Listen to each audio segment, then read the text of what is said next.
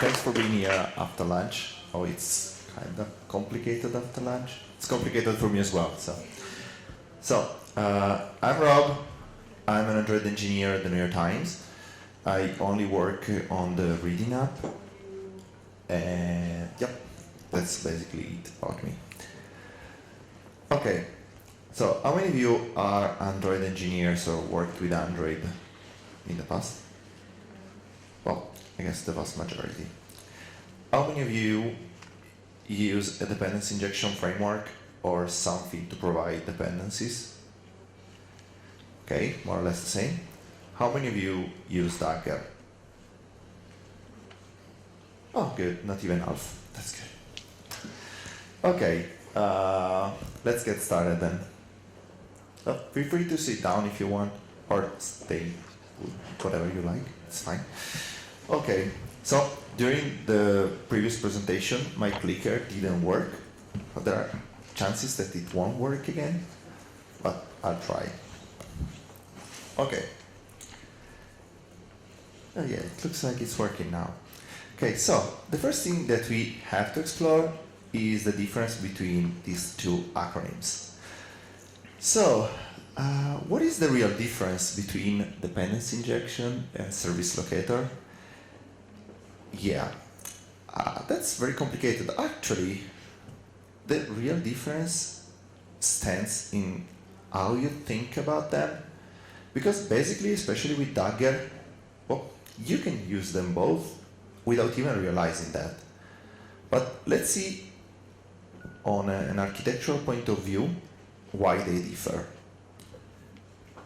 So the first thing that we want to explore is how a dependency injection container actually works. Of course, it will build our objects for us. I mean, someone has to do it. If we don't want to do it ourselves, well, something else has to do it, and this is the dependency injection container.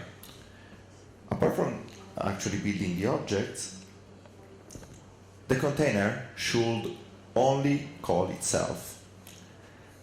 And that means that nobody else should call the container. Okay? So it builds our objects and basically should not be called by anyone else but himself. Let's switch to the service locator. In this way, well, we actually inject our container, which will anyway build our dependencies, so we start to see some similarities, but, well, actually we ask for the dependencies. So instead of having something that provides us with the dependencies after having built them, we ask them explicitly. So it's a very thin difference. It's just a matter of how we invoke this component. But this actually raises a question. What is Dagger? Well, we read on the website that Dagger is a dependency injection framework, right? So I would expect that actually will not invoke the component in any way. I would just say, okay, yep, inject, fine. I don't need anything else. But yeah, that is not always the case.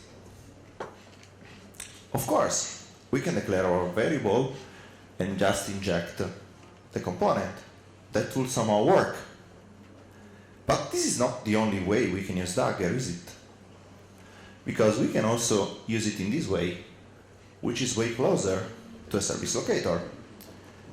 So things start to be complicated. Because, well, before trying to study for this talk, well, for me those two things were the exact same, but it turns out they're not, which was confusing. So again, we have the DI component here, and something which really looks like a service locator here. Let's switch to Koin, which is actually the subject of this presentation. How many of you heard of Koin or used Koin? Oh, good. Well, actually, then you don't need me, but that's fine. Okay, so something that I always find funny about Koin is the fact that they actually have 3 totally unrelated icons in the name. Like, okay, it's Kotlin, fine, I love it. Then we have Android, which is fine, I'm an Android engineer, it's fine. And then we have a broken Chrome there. So, I still don't understand why, and also Pacman there, but yeah, at some point someone will explain that to me. So, why did I start exploring Koin instead of Kodein or the other one that I don't remember now? Toothpick. Well, basically I couldn't understand the other two, so I switched to Koin, which looks simpler. So basically that's exactly how it started. And actually this is something that I really love, because apart from the fact that it's actually a Kotlin DSL, so there is no magic involved, everything is super clear and super close to a language that they use on an everyday basis, it's actually very fast when you start using it. I mean, at the end of this talk, you will be perfectly able to actually write a dependency tree using Koin. It's 3 years that I work in the same company, still can't understand the word dependency tree in Dagger, so it's a bit of a difference. And another thing that I really love about Koin is the fact that it's super easy to follow. Of course, I mean, it's a Kotlin DSL, there is no magic involved, there is no code generation. Of course we are sacrificing something else, but it's super easy to understand what happens, where it happens, and when it happens. So, again, what is Koin? Yeah, another thing that I don't really know, because again, they advertise it as a dependency injection framework.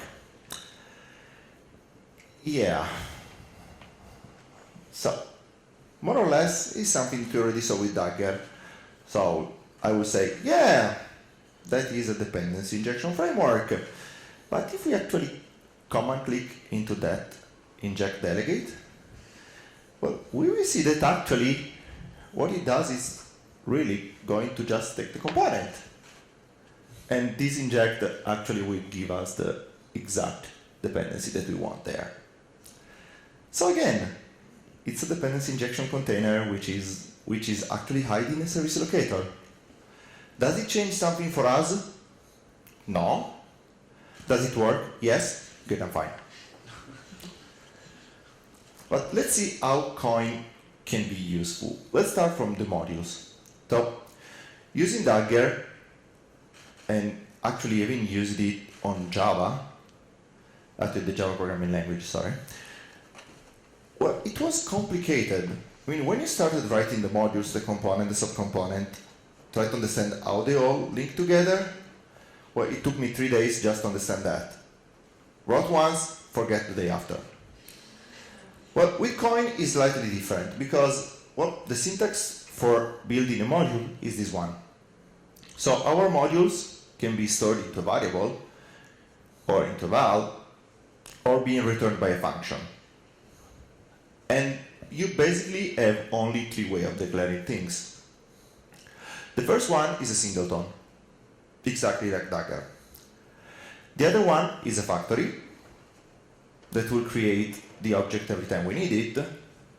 And the last one is my favorite, because it can give me the view model already bound to the Android lifecycle. So I don't even have to think about the lifecycle, because something else will take care of that. Something super important that I really like about Koin is the fact that I can define that I want the first one to be returned as my interface by simply putting the type there. And for what concerns the view model, I don't even need to know what is going here. I just say, get it. At some point, you will have it. I don't know what that is, but trust me, at some point, I will know. And the interesting thing is that, of course, those are all lambdas, so we can also pass parameters, like we do here in the factory. So, I mean, it's, what, 35 seconds of explanation, and this is all that you need to know about modules. But not all, there are some other things, but well, they come with injection. So, we already saw earlier how we can inject, but let's suppose that we need a parameter, like the view that we just saw. In order to do so, well, we use the inject version, which takes a lambda. Well, we are familiar with this, we already saw earlier. But what is really complicated is this one. So, when our object accepts the parameters, this is how we pass them. So, this parameters of creates a data structure that contains all the parameters that our dependency needs. This is how we're going to pass them when creating an object. So we can always, of course, pass something from the outside. Why is this useful? Well, when we are using an activity, well, we don't have control over the constructor. So when we need to inject something, well, we might need to pass the parameters from here. And also, well, this inject is lazy. That means that we'll only be called the first time we access the dependency. There is a way to get the dependencies right away, which is called get, but yeah, I mean, this is not the recommended way to access and create big objects anyway, so we are cool. Well, we saw that we can create a view model, and actually it's building that for us. And in order to retrieve it, the only thing we need to do is actually calling by view model. To be fair, the same thing can be done with Dagger and Koin. You just need to use a provider and then declare as well the view model. At that point, with an extension function, you can do the same. But this comes out of the box. So as soon as you actually have Koin, well, it's going to work like that. Of course, we don't always have control over the constructors. For instance, something that it was really complicated because the documentation was not up to date, unfortunately, was dealing with the workers, like the classes from the work manager. We don't have access to constructor. We cannot even invoke the constructor. Everything is managed by the work manager. So, in order to actually inject this stuff, well, our worker also needed to implement the Koin component interface. At this point, we can simply, oh, something is falling.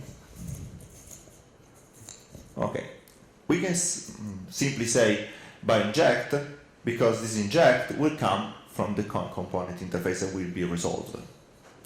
So even if we don't really have access to the constructor, there is still a way to actually force it to use the injection. Why we don't need that on activities? Because activities and fragments are known objects for Koin. They know that if we have an Android app, we'll most probably are going to use it. So they already took that into account. While these, well, this is a measure that we need for something new, like workers. But yeah, we did how to inject all this stuff, but we didn't see how to build our dependency tree, which is actually fairly easy. What we need to do is invoking the start Koin lambda, function actually that takes a lambda. But remember that start Koin because we see that far more down the presentation. Then we need to pass the Android context. Of course, if you're not using Android, the first 2 lines are useless. But if you're using Android, well, this is how you pass the main context, like the application context that you would use and will pass with Dagger. The second one is something that is useful to understand what's going on. Unfortunately, the Android logger is not using Timber, so it's only using the normal log.d or log.e. I would have preferred to have a way to pass Timber there for all the reasons why I love Timber, being able to use different trees and such, but yeah, that's fine. Now, it's the time in which we have to create our modules. And actually what we do is invoking the modules function, which takes a list of modules. And we don't even need to specify them in the correct order. It will be sorted out. So, not good with mics today. Okay. And this is everything we need to do in our application. Okay, so it's basically, what, 4 lines? So it's super easy. Now let's switch to a topic that I really love, which is testing. So I always found pretty hard to actually test with Dagger. Probably I'm not good enough. Actually, certainly I'm not good enough because like millions of people use Dagger every day. But for me it was super complicated. At the point that every time I needed to actually use, to replace a component with Dagger, I actually rebuilt everything by hand and tested in that way. Probably longer, but really it was super complicated for me. So the first thing to mention is that actually testing on Koin is super easy because of this component here, the Koin test. This is what allows us to actually being able to use our dependency tree and mock and swap out whatever we want within a single test, even a JUnit test. So it doesn't even need to use, well, to be an emulator or an Android test. So the first thing that we have to mention is that unfortunately there is no way for us to be sure that our dependency tree actually fulfills all the requirements unless we write a test for that. Which sounds a bit odd. But anyway, what we need to do is actually create a Koin application that will take all the modules that we need and we'll call this function here, the check modules. So what we do is actually say, yeah, this is my dependency tree. Please check that all my dependencies are actually fulfilled. And in case they are not, for many reasons, like we forgot a parameter, we forgot a dependency, we declared dependency 25 times, well, this will fail and it will tell us right away what's wrong in a super clear way.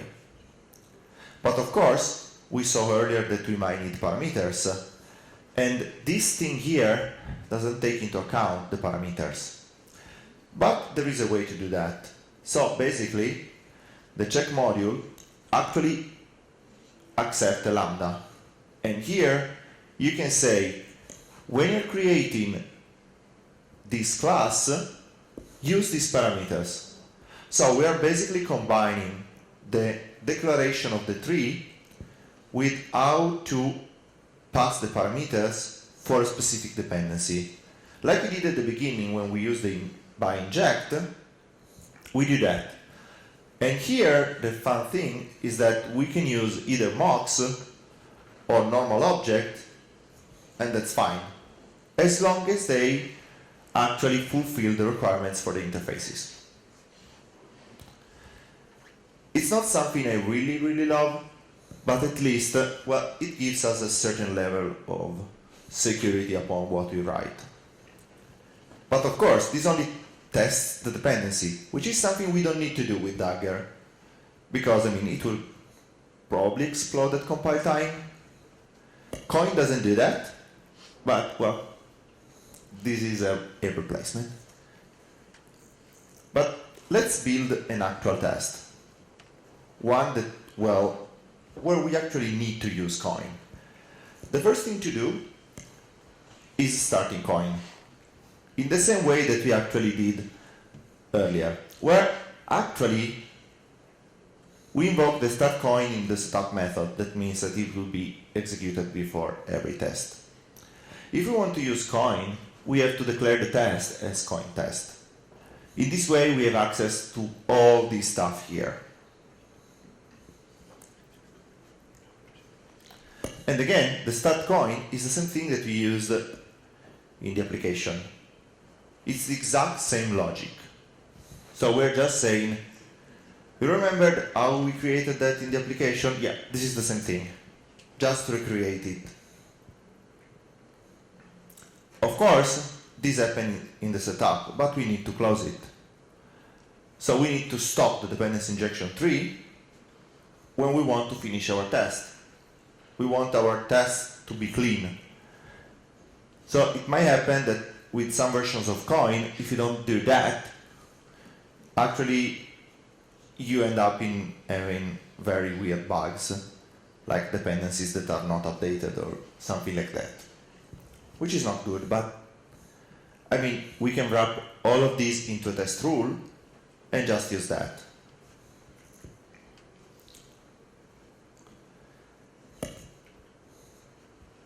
And of course, we can now write test.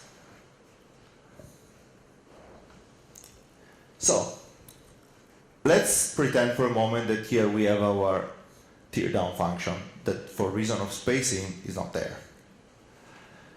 So, now it's a time where we want to actually mock or swap out some of our dependencies. And this is how we do it. So, the first thing that we need to do is declaring a mock here. So basically what we say here is that after we created our tree, we say this dependency here should actually be a mock. It will go and replace this dependency with a mock. At this point, we can use our mocked dependency with the second line. So we take the target with the injection. So we use basically the dependency tree to get our mock. And when we need to use it, we have two ways of doing that. Either we use Mockito, which is already supported in Koin, or we use the Koin syntax that works more or less in the same way. So this is what we need to take into account and what we need to do once this condition is met. So it's basically working exactly like Mockito with a slightly different idea that will actually would execute everything that is here, so we don't have any do return or do throw. It doesn't care, it will just execute whatever it finds here. But now, what are we giving up if we switch to Koin from Dagger? Well, of course, all of these are all my opinions, so you're free to share them or to be actually to favor one over the other. Actually, there is no clear winner because, well, okay, first thing, if you checked the Android Dev Summit, well, actually Google kind of told us that we should use Dagger. And I generally agree with the opinion, but I find Dagger way too complicated for most use cases. So, I really love how quick Koin is to learn and to set up, but I hate the fact that we lose compile time safety. I don't want to run my web application and see it crash because I forgot something, because I will forget to run the test. I wrote the test for checking the dependency, but I will definitely forget to run every time I compile. I don't want my application to crash after 5 minutes of compilation. I don't work on a small app.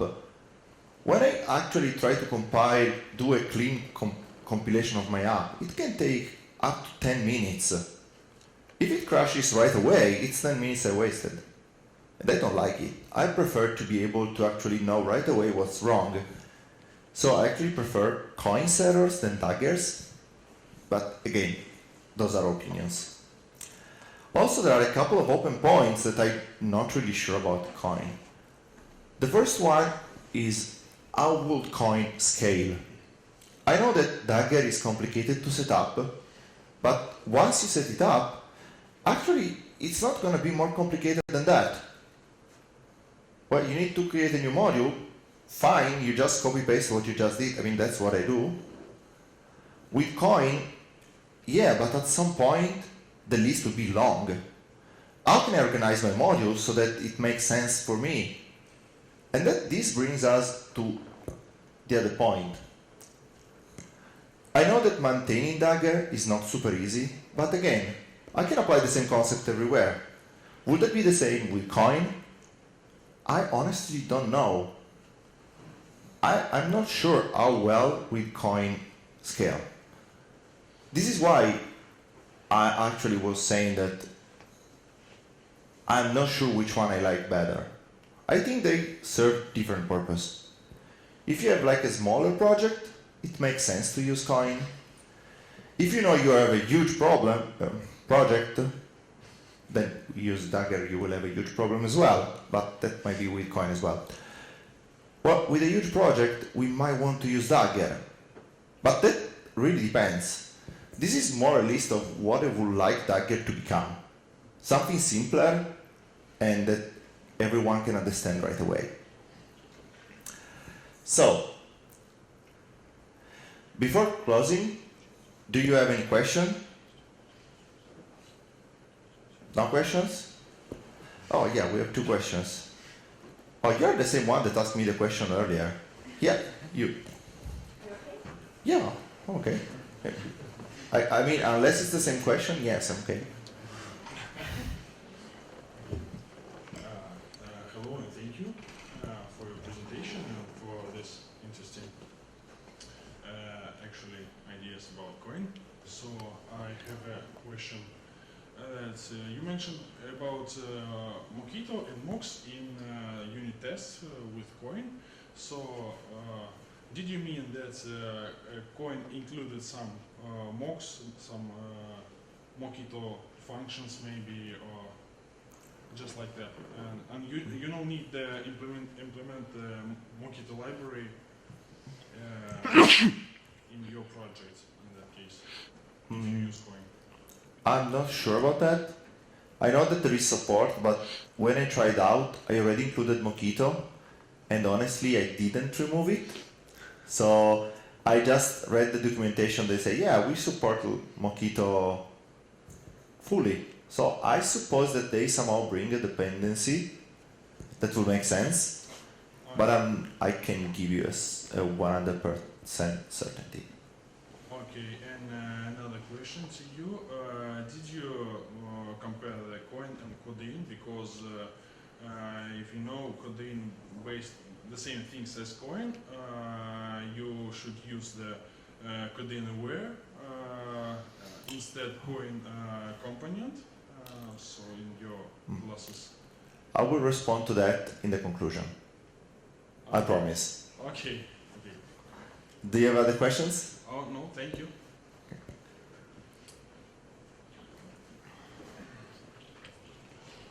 Thank you. I use to speak, and I really like how in to speak manage scopes. I didn't catch how to manage scopes in Koin, and for example, how stored singletons and how to kill singletons if I need these dependencies only during some time in my application. I didn't understand the second part of the questions, but I will ask to repeat later. About scopes, how to manage scopes. Okay. So there is a function to create scopes, but for the vast majority of the usage that I didn't need it because all the modules were tied to the application. So I didn't really need them, but if you want to tie them to a specific component, like Android component, you use the scope. More or less like Dagger does, but instead of using the annotation, you have a function there. So basically, I didn't see exactly how they tied them together with the lifecycle, but I think that somehow they hook into what they implement the lifecycle listener, and they manage that in this way, but I'm not sure.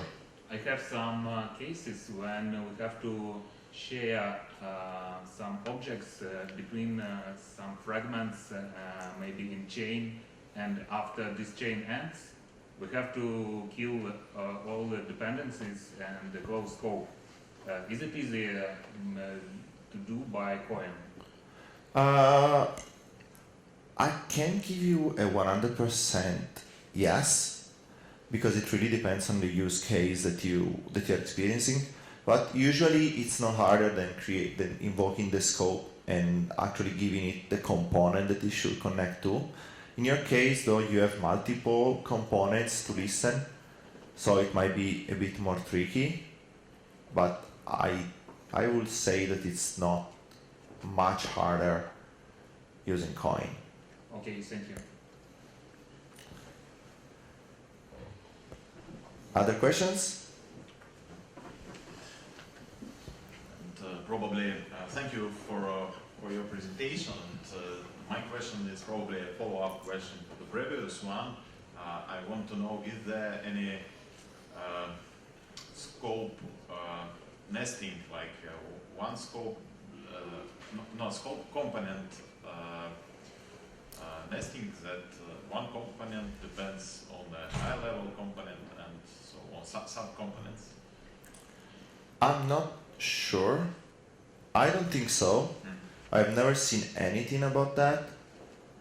So in your use cases, you use only one up-level component Yeah. for providing all dependencies. yeah, well, actually, this will be explained better in the conclusion as well.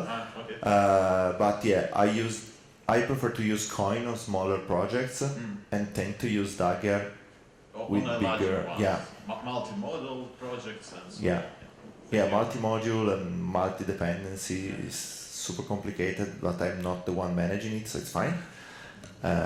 So yeah, but Okay. that will be explained more. I got it, thank you.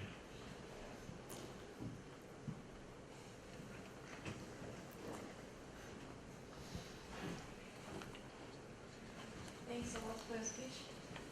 I have a question, as you had, about scalability, Mhm. and maybe you have some advice about how would you scale these modules. I mean, one module for an activity in Koin, or one module for a Dagger module, or how would you do it as in architecture?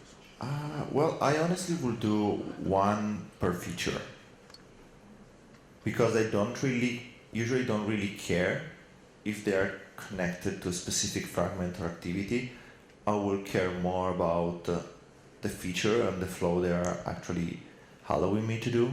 So what I usually do is, for instance, I have a repository.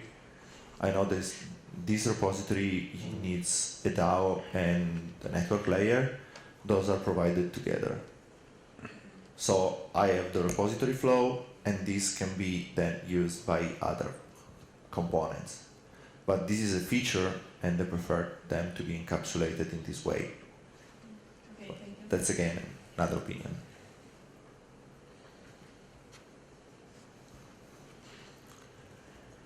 Okay, no more questions? Okay, so the conclusion. So, as I was saying, yeah, basically, again, use the tool that you think is the best. I didn't try Codeine or Toothpick because it looked way more complicated to me, but that's a matter of taste. If you think that Dagger is actually fulfilling your needs better, fine. If you want to use Koin, fine. If you want to do manual dependency injection, and I know a lot of people that do that, well, do that. Again, this is an overview on what you will get by using Koin and what are you actually missing. And it's hard to balance which one weighs more. Because, for instance, for me, compile safety is something really important. But at the same time, I love the fact that Koin is simple. So if I had to choose one over the other, I would love a simpler Dagger. Something that can scale immensely, but it doesn't take me 4 days to set up every time. And maybe if we had something like that, we wouldn't need Koin, Codeine, Toothpick, or anything else. We would have one, like we have one retrofit. So my idea is to get to a point like that, where we have one dependency injection framework, no matter which one it is, which is the way to go. But unfortunately, none of them responds to these, at least to me, for the moment. But if you want to talk more, I'll be around until the end of the conference. So, well, I guess I'll see you outside. Thanks.